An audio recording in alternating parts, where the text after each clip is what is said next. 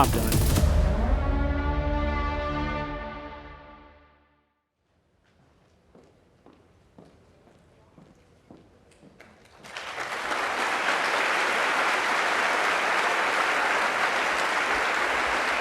Good morning, and welcome to NASA's Johnson Space Center in Houston, Texas.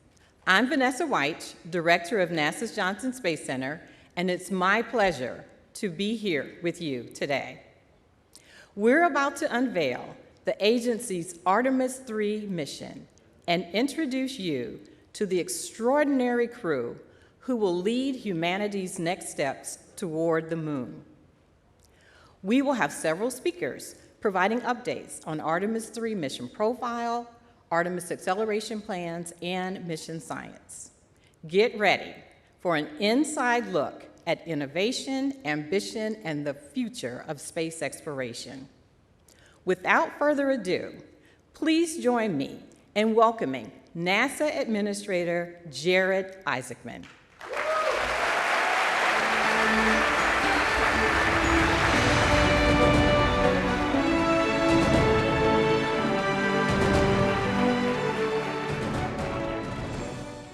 Thank you, Vanessa. I am so grateful to be here with all of you as we discuss the Artemis program and announce the 4 astronauts who will undertake this very exciting mission. I want to take a moment to acknowledge the leadership of President Donald Trump, the incredible bipartisan support from Congress, our international partners, including the European Space Agency Director, General Josef Aschbacher, Italian Consul General Mauro Lorenzi, and the talent across all NASA centers and the most technologically advanced aerospace industry in the world. All of you are contributing meaningfully to this undertaking and helping us achieve what is such a daring and inspiring and world-changing endeavor. We are returning to the moon, a grand adventure back to the lunar surface to build a moon base and to do so for all of its scientific, its economic potential, and to master the skills for where we will inevitably go next. The incredible crew of Artemis II was just the beginning, and they did an absolutely outstanding job. As a test mission, they were the first to launch on the SLS rocket and test the Orion spacecraft. Reed Wiseman, Victor Glover, Christina Koch, and Jeremy Hansen showed us the moon again, and they showed us the Earth again. They helped reinvigorate the world's interest in space exploration. And now, just as Mercury, Gemini, and Apollo crews that came before them, Artemis II will pass along all they have learned and hand the torch to Artemis III. Over the next year, they will train for their mission, ensure the lessons learned from the prior crew are implemented, and assist in the development of the landers and operational procedures that will be necessary for their colleagues on future Artemis missions. Artemis III will be an extraordinary demonstration of what is possible when the greatest aerospace companies across the United States, alongside our European partners, come together to showcase the technological might and ambition of the free world. When their training and development are complete, these 4 astronauts will strap into their spacecraft. You will witness the contributions of Boeing, United Launch Alliance, Lockheed Martin, Northrop Grumman, L3 Harris, and Airbus, and many others come together as the SLS rocket ignites the Artemis III crew and sends them into low Earth orbit. Additional powerful rockets will launch to place the Blue Origin and SpaceX Starship landers into orbit. Throughout the duration of the Artemis III mission, these astronauts will continue to test the Orion spacecraft. They will rendezvous and dock with the Blue Origin lander, and then again with the SpaceX lander. Think about how many spacecraft, all of which will eventually carry human beings, will be in orbit at the same time. From Dragon, Shenzhou, Soyuz, possibly Starliner, Starship, and Blue Origin landers. This seems like the beginning of the future that we imagined as children. This seems like the very beginning of Earth's first Starfleet to me. Will we use Artemis III to get into the rhythm of multi-launch campaigns, test the interoperability across several systems while close to home, learn and improve, and inform the changes necessary when the torch will be passed once again? Now, preparations for Artemis III are already underway. The NASA team, our contractors, and our partners will start stacking SLS this summer with the aim of beginning early wet dress testing before the end of the year. The interested public will be able to follow along through all the key NASA milestones, along with Blue Origin and SpaceX as they launch uncrewed tests of their reusable rockets, gather data, implement improvements, and converge upon the Artemis III readiness no earlier than this time next year. In parallel, we will not slow down. The expectation of your NASA should be that we can pursue and achieve many extraordinary objectives at once. In a matter of weeks, we will host another moon-based event. To set expectations, we plan to issue awards and provide updates routinely. In the not-too-distant future, we will be tuning in on the moon-based website, watching landers and rovers and moonfall hopper drones and other tech demonstrations and science payloads landing on a near-monthly basis as we practice the science of survival on the lunar surface. Alongside industry and our Artemis Accords partners, we will experiment with power, navigation, surface mobility, communications, and other critical systems as we learn what does and does not work in the extreme environment of the lunar South Pole. Now, coming up later this summer, America's next great exploration asset, the Nancy Grace Roman Space Telescope, will launch and venture out nearly 1 million miles into space with the aim of further unlocking the secrets of the universe. And there are further big science missions like Near-Earth Object Surveyor, Rosalind Franklin, and Dragonfly coming up on deck. Now, to realize the spacefaring future, we will work tirelessly to ignite an orbital and someday, perhaps even a lunar economy, working alongside industry to usher in the first commercial space stations. In the months ahead, we will invest in high-temperature materials, power conversion, radiators, advanced space structures, and assemble the first fission-powered interplanetary spacecraft. Before the end of 2028, we will launch the first mission of what should be many more to follow as SR-1 Freedom finally gets America underway on nuclear power in space and delivers the Skyfall payload to Mars. The X-59 team is already past the sound barrier, and we are well on our way to rebuilding the X-plane portfolio with greater investment in faster and higher capabilities as we aim to blur the line between in and out of atmospheric flight. As I've said many times, your NASA team will not sit on the sidelines and wait for all these exciting initiatives to be realized. We are embedding SMEs across the supply chain, doing the kind of engineering and building necessary to deliver the outcomes only NASA is capable of achieving. We can do this all while the Artemis III crew prepare for and undertake their important mission, while the rest of the astronaut corps plan for their missions ahead, including the vital work on the International Space Station. The NASA astronauts, alongside our international partners and tens of thousands of the best and brightest across the agency and industry, are ushering in the golden age of discovery. They are carrying forward the hopes and dreams of the next generation, just as the Apollo astronauts did for so many of us. When Gene Cernan left the lunar surface on Apollo 17, he said, "We leave as we came, and God willing, we shall return with peace and hope for all mankind." Now, it's taken a little bit longer than he may have imagined, but we are returning, and we do so with the experience of Apollo, the lessons of Artemis II, the crew now of Artemis III, and the promise of what lies ahead, and our collective effort to build out humanity's first outpost on another world. So to the Artemis III crew, we wish you Godspeed on the journey ahead. You carry the fire of exploration from generations past, the confidence of this agency, and the support of this nation, and the dreams of millions who will be cheering you on, knowing that what others believe to be impossible happens to be what we do best here at NASA. So ladies and gentlemen, welcome to the Artemis generation. And now I'll turn it over to Jeremy Parsons for an Artemis III update.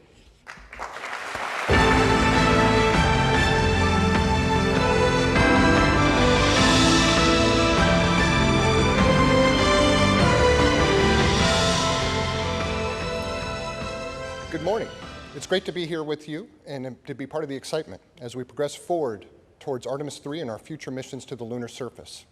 Since adding the Artemis III test flight before our first crewed moon landing, our team is focused on developing the mission to test about as much as we can how we operate with our commercial partners across systems, teams, software, and hardware in the entirely difficult environment of space. We want to do this in Earth's orbit before we return to the moon and establish an enduring presence there. We demonstrated to the world during Artemis II that we can fly our astronauts around the moon and bring them home safely.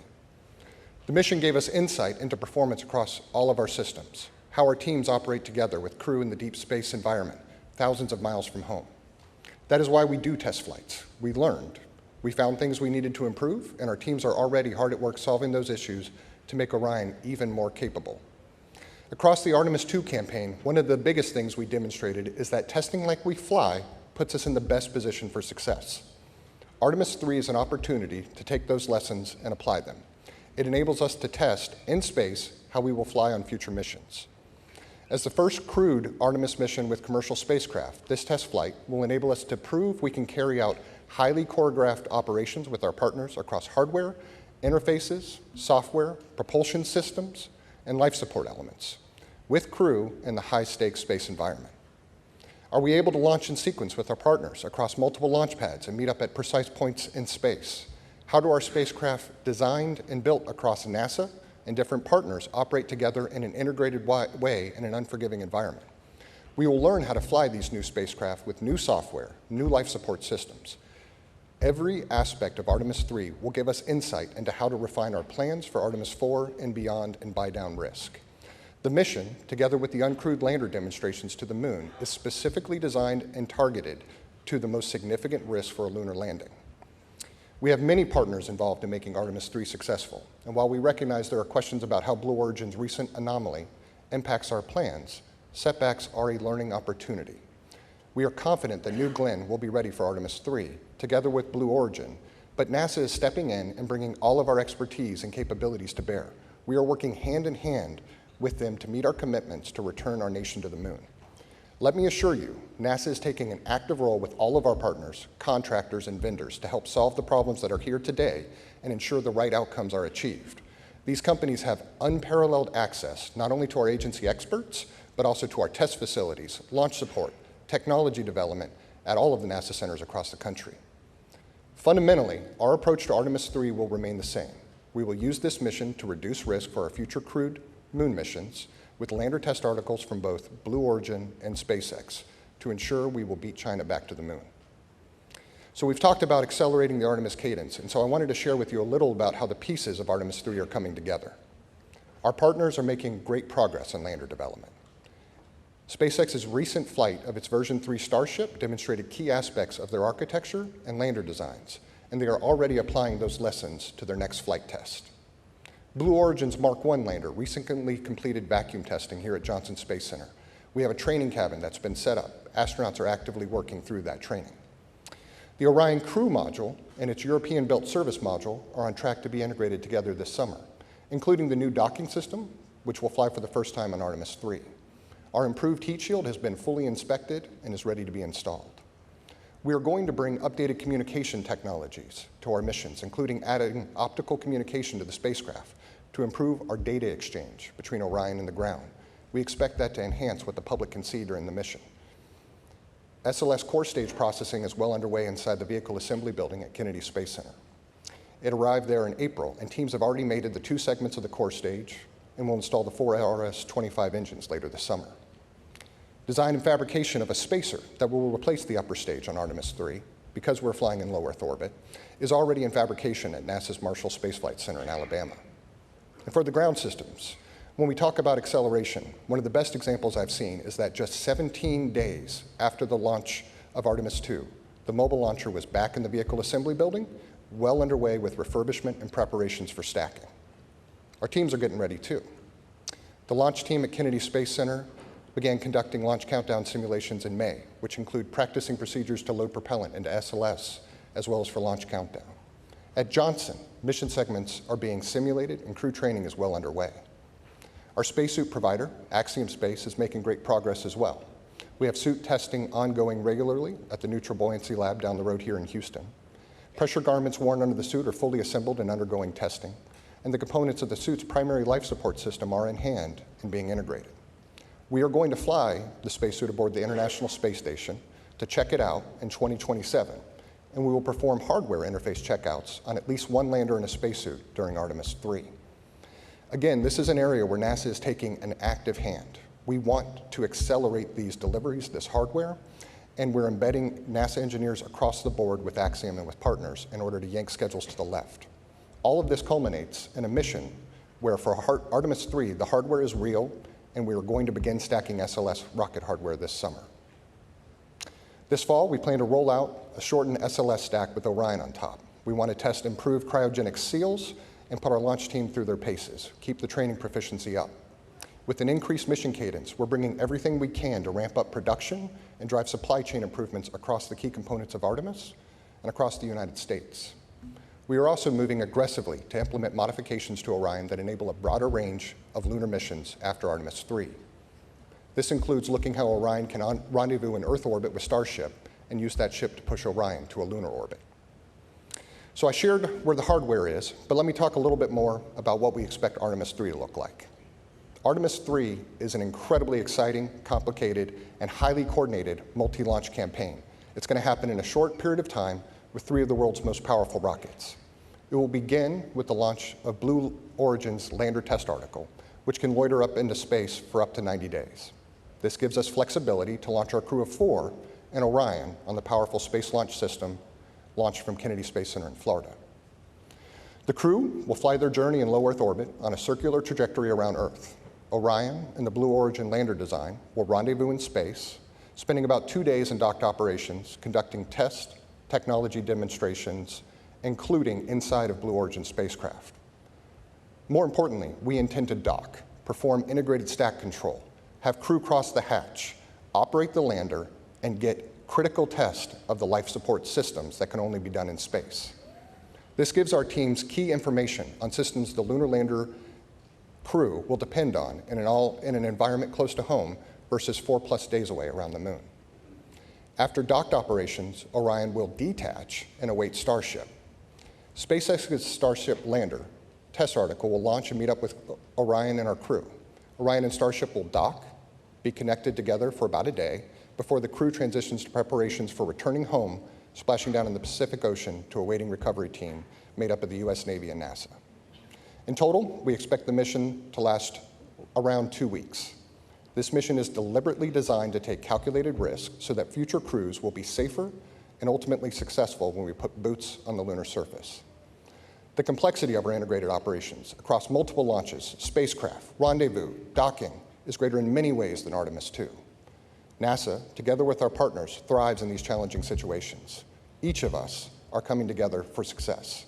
Human spaceflight is not for those who want to chart an easy course, but every decision we make about Artemis III will be informed about how it can help us ensure our mission success for the lunar surface.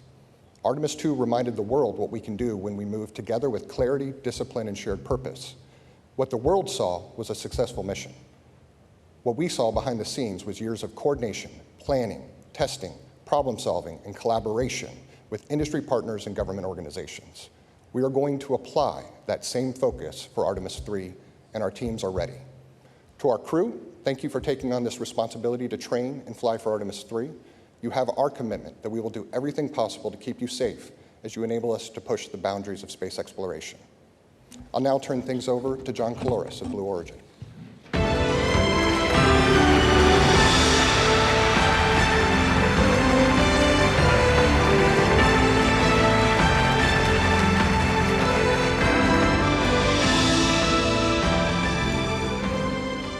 Thank you. As you know, we had a significant anomaly at our Launch Complex 36A on May 28th. The response from NASA, our partners, and customers has been extraordinary. We're making excellent progress on the investigation and pad cleanup.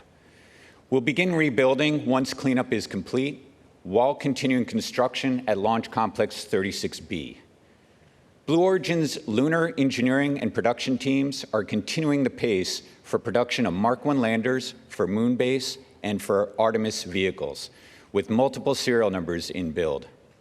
Mark I serial number 1 testing will conclude soon and will be ready for launch this year.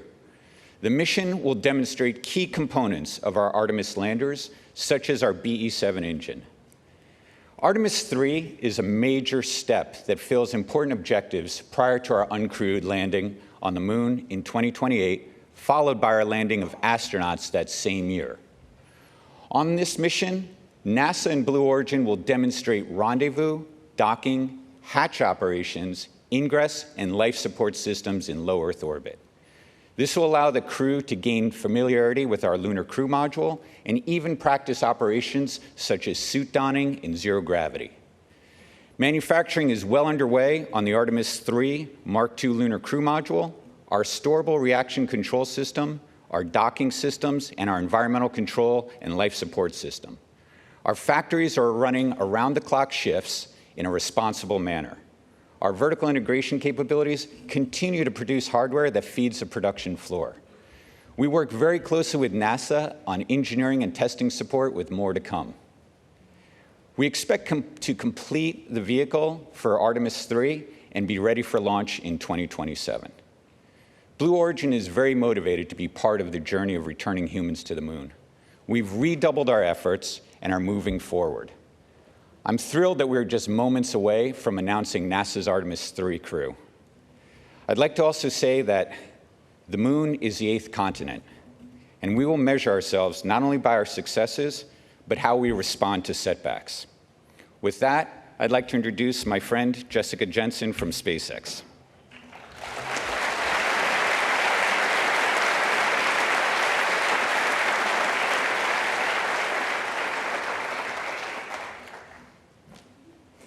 Good morning, everyone. I'm Jessica Jensen, and on behalf of SpaceX, I want to first say early congratulations to the astronauts who will get to fly on this awesome mission next year. And thank you for the critical role you're about to play in pushing humanity forward. I also want to say that SpaceX is incredibly honored, as always, to continue to be a part of NASA's most critical missions as we all work together to establish a permanent human presence on the moon. I'm here today to give an update on Starship's development towards Artemis III and Artemis IV. We've made substantial progress towards developing Starship and preparing for the NASA HLS missions. We just flew our 12th flight test and successfully debuted version 3, or V3, of the Starship and Super Heavy booster, along with the new Raptor 3 engines and a new launch pad, all of which were developed through years of ground and flight testing. We are currently building several ships and boosters in parallel at Starbase, and we are actively building out 3 more Starship launch pads in Florida and Texas. We believe this, combined with full reusability, is going to lead to unprecedented launch rates and achieving aircraft-like operations, which has always been our goal. The V3 design of Starship is planned to be the vehicle for propellant transfer, our uncrewed missions to the moon, and for the HLS crewed lunar landing.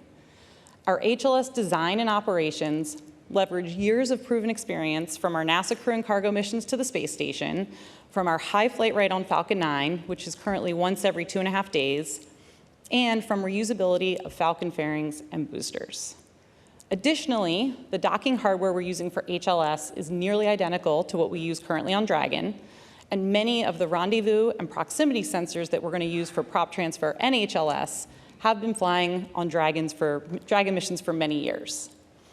We're also actively building our first flight fidelity Starship HLS cabin at Starbase. The primary structure is assembled and prepared to be outfitted with key functional systems like avionics, power, life support systems, and more to come in the next few months. Later this year, we are targeting our in-space ship-to-ship propellant transfer demonstration. This is a core technology that will enable Starship to land humans and massive amounts of cargo on the moon. Then next year, we'll support Artemis III and the planned rendezvous and docking with Orion in low Earth orbit. For that mission, we're going to be using a V3 vehicle off the line with an added docking adapter. We are also marching towards our V3 Starship uncrewed lunar landing. This is another HLS milestone that will further demonstrate propellant aggregation in space and also a safe and autonomous landing on the surface of the moon. Then looking ahead to Artemis IV, we're continuing to develop all the crewed systems and certification necessary for the safe landing and return of astronauts to Orion. We have an updated plan with NASA that includes docking Starship with Orion in Earth orbit instead of NRHO, and then we use Starship to actually do the translunar injection with Orion attached. Then it will send them both to low lunar orbit before the landing. This approach improves crew safety by first conducting the critical docking event in Earth orbit, just like we're going to practice in Artemis III, and the crew can also abort off the lunar surface nearly any time versus waiting up to days from NRHO. In addition to improving crew safety, these new Artemis IV orbits also significantly lower the amount of propellant Starship needs to aggregate in space, since we now just have a more direct route to the moon, and this lowers schedule risk overall. We're incredibly excited to help return humans to the moon once again, and this time to stay. Thank you.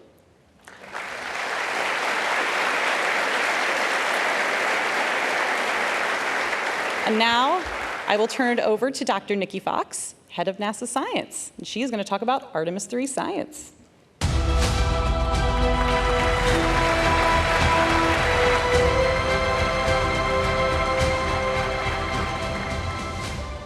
Thank you so much, Jessica. Well, while Artemis II was all about moon joy, Artemis III will be all about Earth joy. We will be studying the route from Earth, and our Artemis III crew will be our mission scientists. Since Artemis III is a technical mission, the science we will be doing will look just a little bit different. We will study Earth's atmosphere, the environment around Orion during the mission, and the impact of space's influence within the Orion capsule. We're going to use this flight to buy down our risk for landed missions by developing our science processes, procedures, and readiness specifically for Orion to ensure the health and safety of our astronauts and spacecraft for our future Artemis missions. And the best way to do it is by taking real data that is uniquely enabled by this mission. For this technical and complex mission, we will focus on how we can better work with the unique Orion capsule and test and establish the necessary groundwork prior to landing on the mission with Artemis IV. With Artemis III, we will initiate the preparation phase of packing our interplanetary survival guide with the necessary knowledge, equipment, and roadmap needed to plant astronaut boots back on the lunar surface to stay. Think of it this way. If you're going on a road trip, you need to know before you go ahead of time and prepare with a game plan, not just for your destination, but for driving through all of the states in between. Weather. Will there be bad weather? Is your car ready for the trip? What do you need to pack for maximum comfort? And most importantly, will it all actually fit into the car? Leading SMD's Artemis III science team is Dr. Barbara Cohen. Barbara's team will be gathering the necessary information now so we can be ready for Artemis IV to begin that sustained presence on the lunar surface. Now, I know you all saw the joy of the science team during Artemis II. During Artemis III, we are continuing that great work to build up our scientist corps who will support future Artemis missions. By nailing down our processes now, we will be ready to hit the lunar surface running, saving time and space on Orion, and above all, squeezing out every drop of the critical science opportunities we have before us to make future missions a success. They will be collecting unique science that cannot be done elsewhere.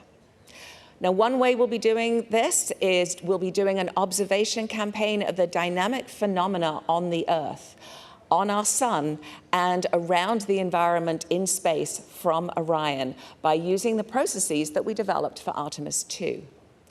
Having the Artemis III crew observe the Earth will be another great exercise for our teams to help guide the observations in a similar way on the Moon. These methods were adapted from the crew Earth observations proven already aboard the International Space Station. We will be focused particularly on understanding our Earth's atmosphere and the space environment in and around Orion through their observations. By observing Earth's atmosphere and how space weather impacts it, we can better understand how to protect the critical space-based technology there and all of that we rely on, as well as our future astronaut crews traveling through that region. To better predict how the sun will impact our atmosphere and also Orion, we have to not only look at our closest star, but we also have to look back at the Earth's atmosphere itself. Although the astronauts are not leaving the protective jacket of Earth's magnetosphere during this mission, future Artemis crews traveling to and exploring on the Moon and Mars will operate well outside Earth's magnetosphere and will be exposed to the harshest elements of deep space, including radiation. Now, this makes space weather research all the more vital as we move forward on the Artemis program, and our NASA space weather stations situated in strategic locations across our solar system are absolutely ready. When the sun triggers space weather events, the conditions in Earth's atmosphere can increase drag on the spacecraft. Now, this friction-like force pushes back against the vehicle, gradually draining its orbital energy and causing it to lose altitude over time, a process that we call orbital decay. This drag is highly sensitive to solar activity. So by analyzing atmospheric behavior, we can gain insight into different conditions by looking at how the atmosphere slows Orion down at different points in its flight. Understanding the environment outside Orion will also inform us of what future science instruments we could put on the outside of that vehicle. We're also using our ground-based assets across the world to look at Orion in low Earth orbit. And this is an opportunity that was not possible during the Artemis II mission due to the very quick time they spent in LEO. We are also characterizing the Orion capsule itself. We are going to initiate processes for Artemis contamination control and contamination knowledge by bringing samples out of Orion back to curation so we can identify and evaluate the environment within for our astronaut crew and for our future lunar samples. This will help us remove any background noise that may return with our lunar samples so we can subtract it out of the characterization of the samples and really get to the core of what they are. We will be doing all of this while also studying how our crew safely live and operate in space and within the Orion capsule, thereby ensuring future mission success. Now, we're still at the beginning with our planning for science, so stay tuned as there will be more exciting science yet to ride along with Artemis III. I am extremely excited for NASA to build upon the success of Artemis II and then Artemis III and to explore more of the moon, to build that sustained presence and to build our moon base to prepare for the next giant leap, human exploration of Mars. All while we lead the world doing paradigm-shifting science. At NASA, science enables exploration, and exploration enables science. And NASA Science is honored to take our part in the Artemis generation. And with that, I am delighted to hand it back to Administrator Isaacman.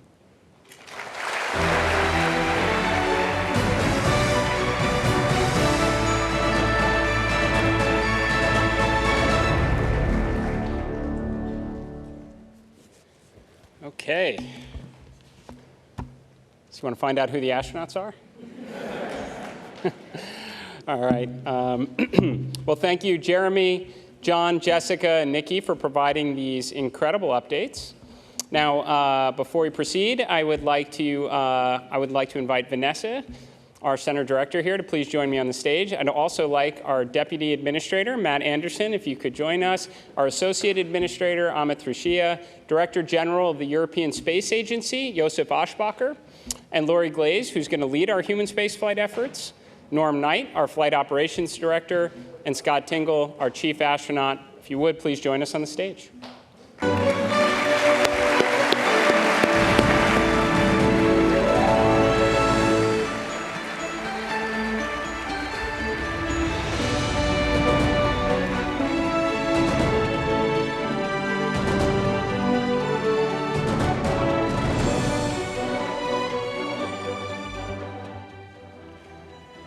Now, alongside the prime crew, we have a backup crew member who will train shoulder to shoulder with them to ensure mission readiness and continuity.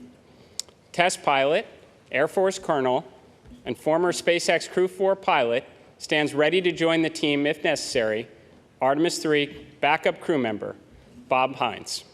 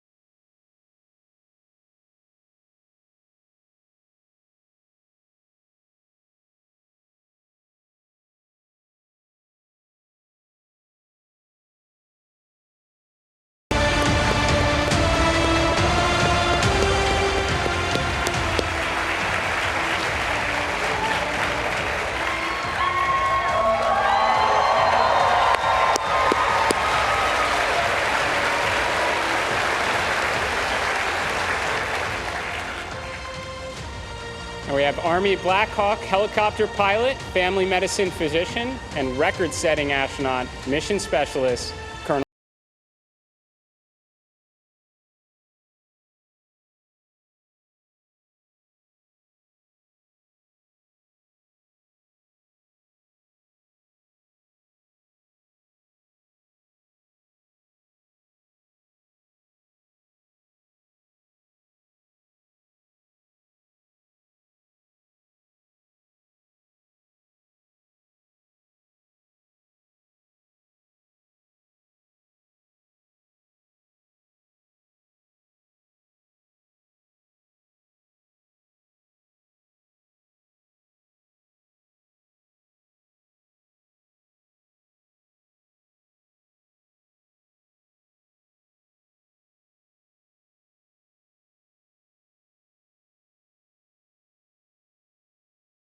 And Italian Air Force Colonel and test pilot, Luca Parmitano.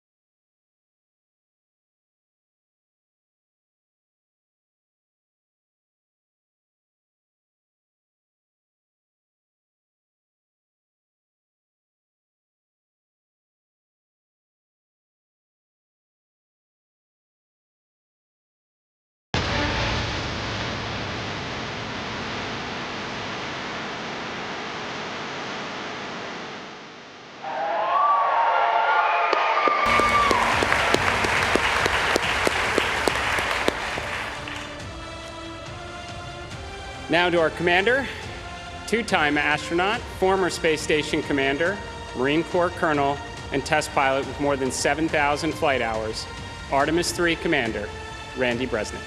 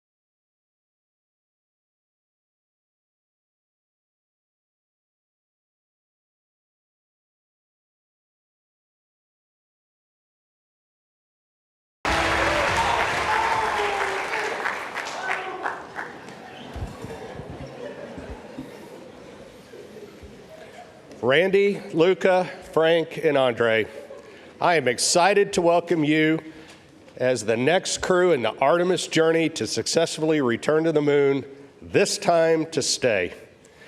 This mission will be one of the most complex that NASA has undertaken, and we are counting on your courage and your dedication in fulfilling this critical role. It also underscores the importance of both international and commercial collaboration.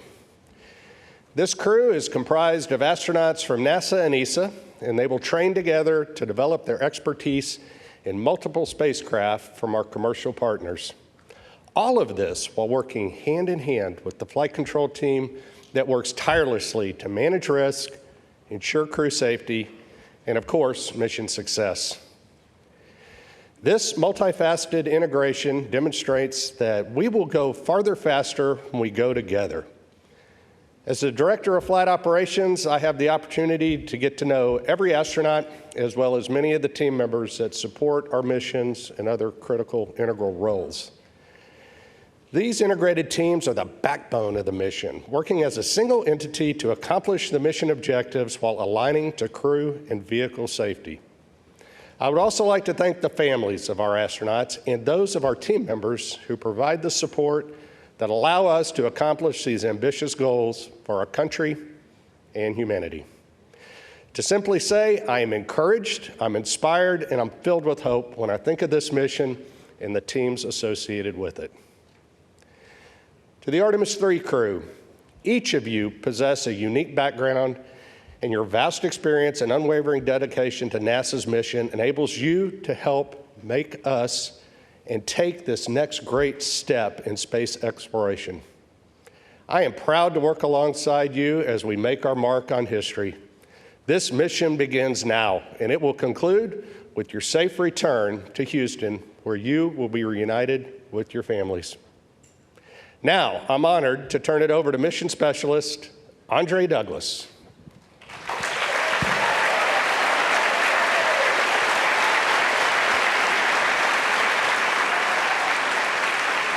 Wow, what an amazing day it is today. My brain, it is going a mile a minute right now, but my heart, it is so warm. It is so full. And I can't thank everybody who's been along with my journey, but I got a few tonight I got to give a shout out to. So Mom, thank you so much for believing in me, this whole time. All these years, you prayed for me, you thought about me, and I always appreciate that. And Dad, that work ethic that you showed, I was trying to emulate you.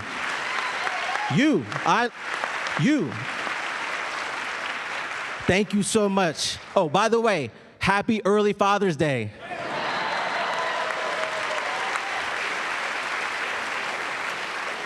And to Rachel, my lovely wife, thank you, babe.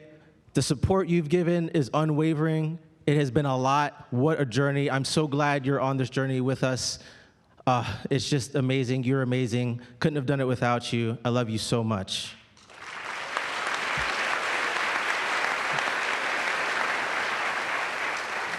And to my boys, if you put in the hard work, and you think big, you can do just about anything you want to do. Surround yourself with good people.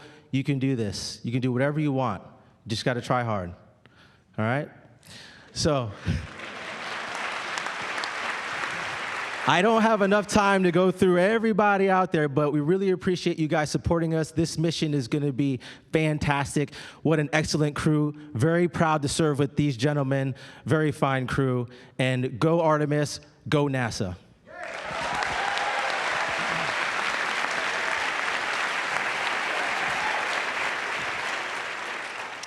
Thanks, Trey. Well said. And wow is the right word. What an incredible blessing and an honor it is to be standing here representing all of you. And I'd just like to take a quick second to say thank you, first and foremost, to my wife and our 4 amazing kids. Thank you for your sense of adventure and your resiliency. You guys have made all of this possible. To our...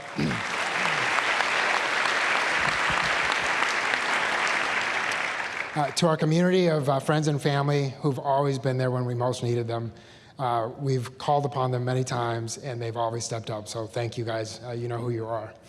And then last but absolutely not least is to the NASA team, NASA community, to our leadership, to our engineers, our flight controllers, our flight directors. You guys are the ones that make this happen. So thank you.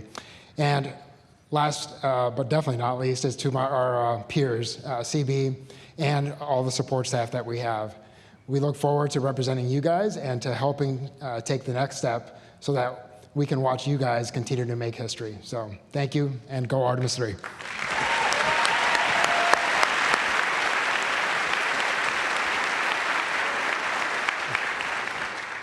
I apologize in advance if I get emotional.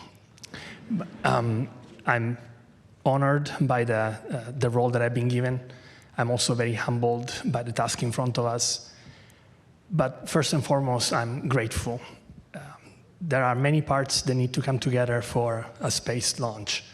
And you need a launch pad. And for me, that launch pad is my country, Italy, its education system, the Italian Air Force that gave me the professional tools to bring me here today, the Italian Space Agency that gave me the first flight to put those skills to proof.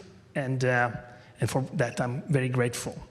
The European Space Agency is like a launch tower, connecting these two worlds, building bridges, its very nature is to build relationships and building bridges, connections, and to elevate individuals to achieve their full potential. The rocket, figuratively and literally, is NASA. I'm grateful that NASA has allowed me to be part of this incredible group of people, of this crew, and for letting me fly. But we wouldn't be going anywhere without fuel, and the fuel that lets everything move is right here. Maya, Sarah, Marta, my extended family here in the crowd. You are the energy that feeds my soul. And your love is the spark that ignites every passion. Thank you. Grazie.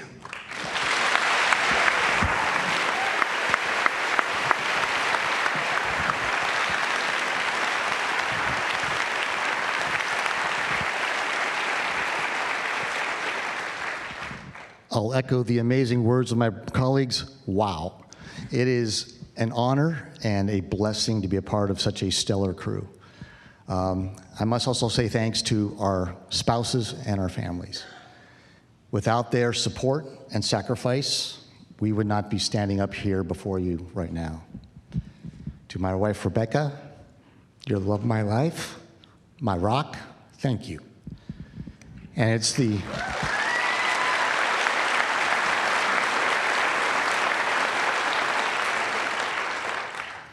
it is their support of our families that's going to carry forward from today, when we start training very soon, carry us all the way to when we launch off Earth, until we are returned to them safely after splashdown back here on planet Earth.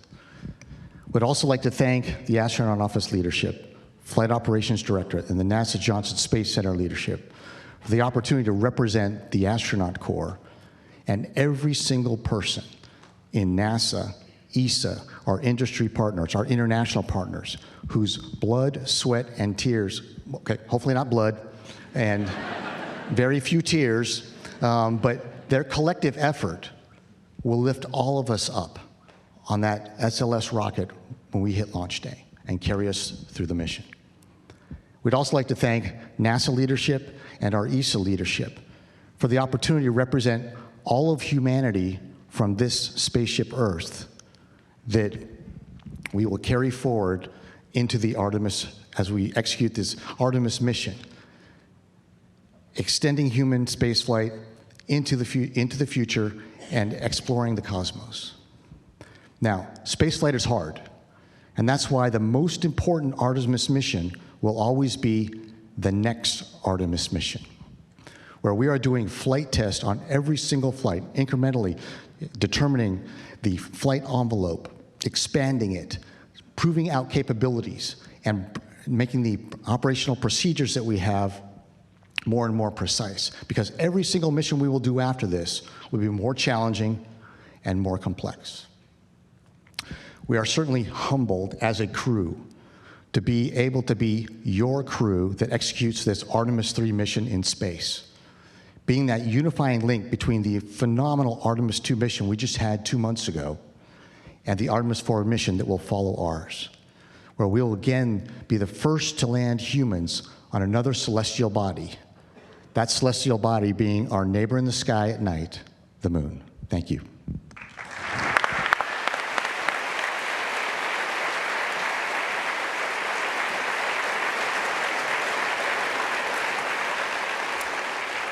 In the words of the crew, wow. That was truly special. Thank you, Artemis III crew. Hearing from each of you has inspired everyone supporting this mission across the globe. We're all in. This mission is going to captivate the world and bring us Earth joy. Let's look ahead at what's in store for Artemis III.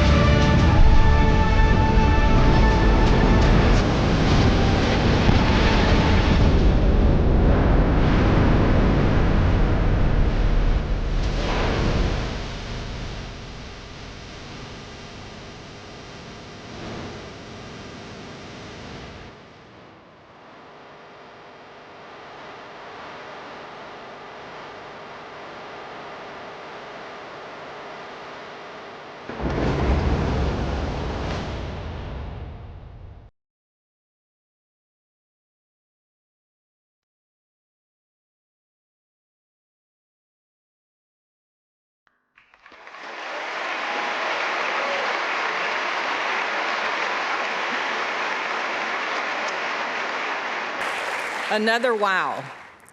Artemis brings us together, uniting partners from around the world in pursuit of a common goal. With that spirit of global collaboration, I would now like to invite ESA Director General Josef Aschbacher back on stage for a few remarks.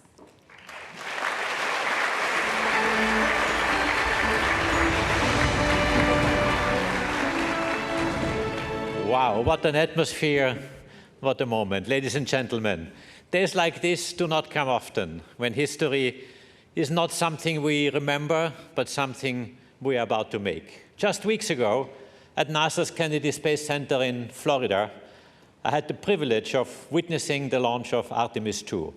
It was an unforgettable moment. Artemis III will be a different mission, but no less remarkable. Before anyone sets foot on the moon, someone has to make that possible. That responsibility now rests first and foremost with NASA, but also with the crew we are honoring today. The crew will test what has never been tested at this level. You will take a system of extraordinary complexity and make it work as one.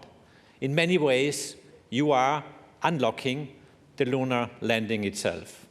And for us at ESA, there is real pride in knowing that alongside the NASA commander, a European astronaut will also be at the controls of this mission. ESA and NASA do more than cooperate. We build dreams and spacecraft together. The European service module carries Orion forward into orbit to the moon. Shared ambition made tangible in hardware. And on Artemis III, our partnership is in the capsule as well. It's Luca, a test pilot by training with 2 missions to space, a commander of the International Space Station. He has seen spaceflight from every angle that matters. Colonel in the Italian Air Force, combat ready, qualified, highly decorated, a proud father of 2 daughters. And he has been tested.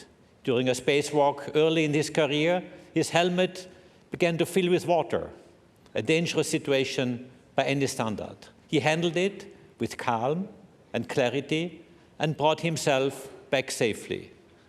That tells you more about an astronaut than any CV ever could. Luca is precise, composed, and determined. Yes, I'm sure he brings a touch of Italian ease to the cockpit. He is exactly the right person for this role, and he is ready. At ESA, we are ready as well. Our 23 member states are aligning to step up in exploration, because when you choose to be part of something as ambitious as Artemis, you contribute That is what we do, what we will continue to do. But today is not about programs. It is about people, those who once went to the moon and those now preparing to return. To Jared, to NASA, to the United States of America, thank you for your leadership and thank you for your partnership. To the crew of Artemis III, you carry something important for all of us. And to our ESA crew member, we could not have wished for a better pilot. Caro Luca, siamo orgogliosi di te. Buon volo, thank you all.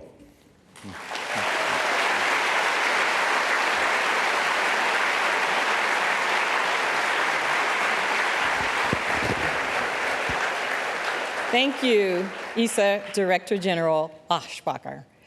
Let's now take a look at some special messages recorded by Senator Ted Cruz, Chairman of the Commerce, Science, and Transportation Committee, and Representative Brian Babin, Chairman of the House Science, Space, and Technology Committee. Congratulations on being chosen for the Artemis III mission. It's a big damn deal.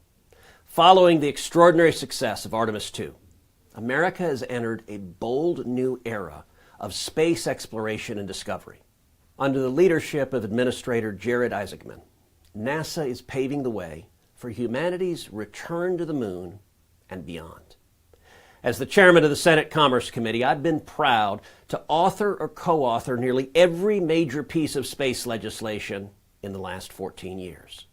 I've led the fight to advance the NASA Authorization Act and secured landmark investments in the Working Families Tax Cut Act to ensure the future of Artemis is bright, robust, and enduring. Now this crew, each of you, will turn those investments into reality. At a time of growing competition with China in space, this mission will strengthen America's leadership, expand our economy, and help secure a lasting American lunar presence.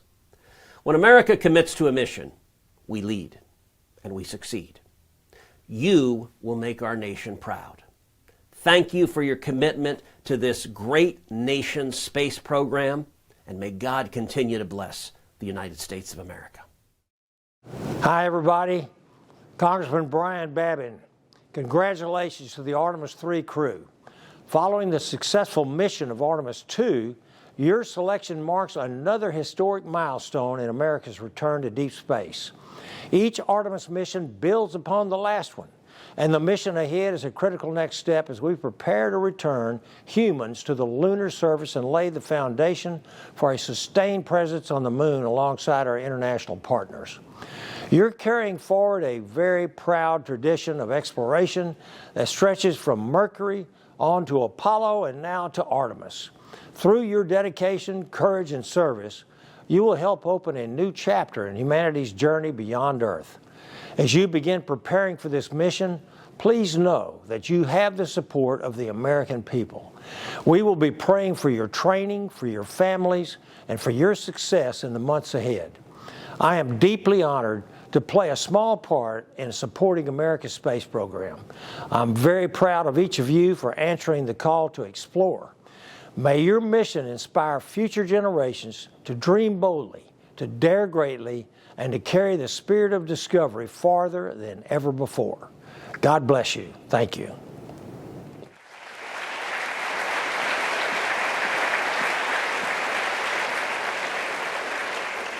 The story of human space exploration continues to inspire, and the momentum carries forward as the spotlight turns to the remarkable crew assembled here today. Randy, Luca, Frank, and Andre, we have a special group of people who would like to share some words with each of you. Joining us now, we have some of the Artemis II crew. Please help me in welcoming Reed, Victor, and Christina.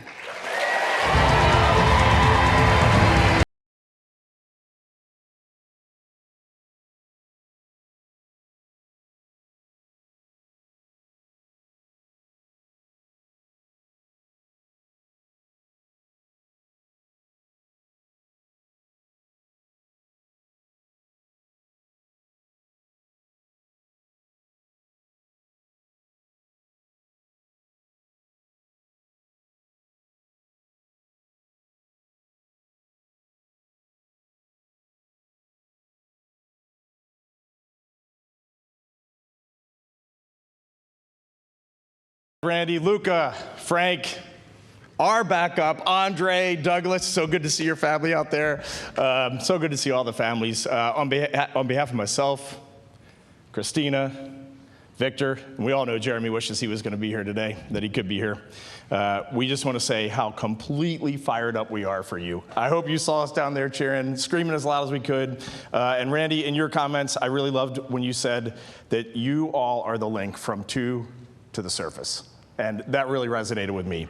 And you guys know, because you work in the office, we've been carrying these batons around for way too long. And so with that, the Artemis II crew, comrade, hands you the baton. You got the controls.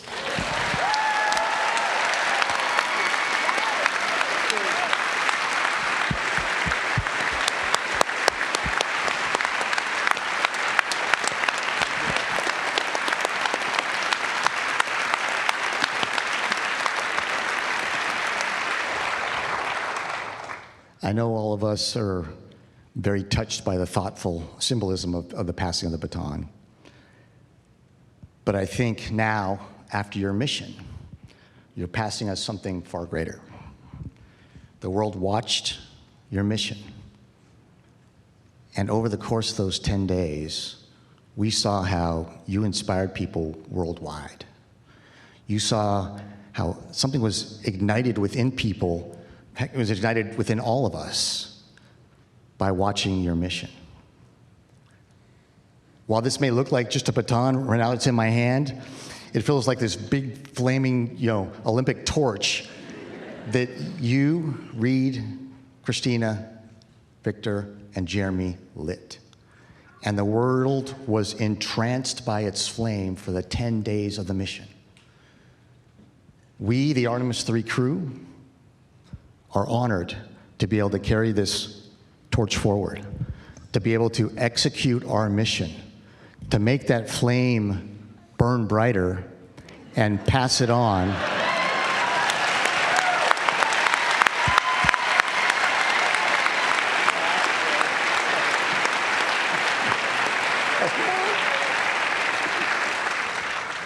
And be able to pass that flame on to the next crew that's out here.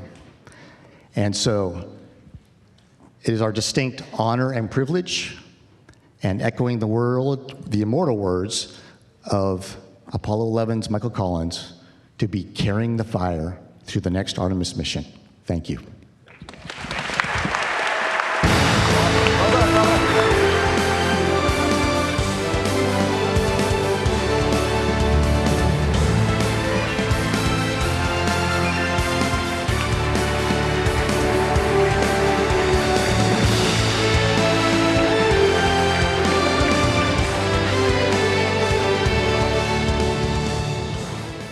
What an incredible moment. As we wrap up today's announcement, I'd like to thank our amazing speakers and our esteemed guests, and most of all, our Artemis III crew, Randy, Luca, Frank, and Andre.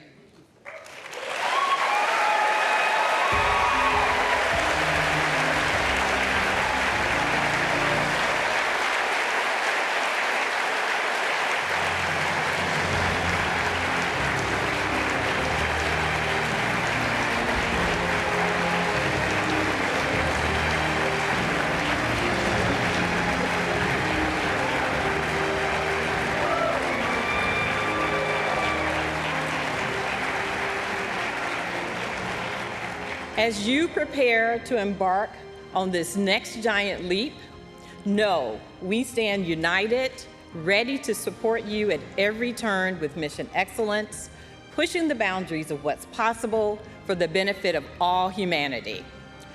Let's give one final round of applause for our crew.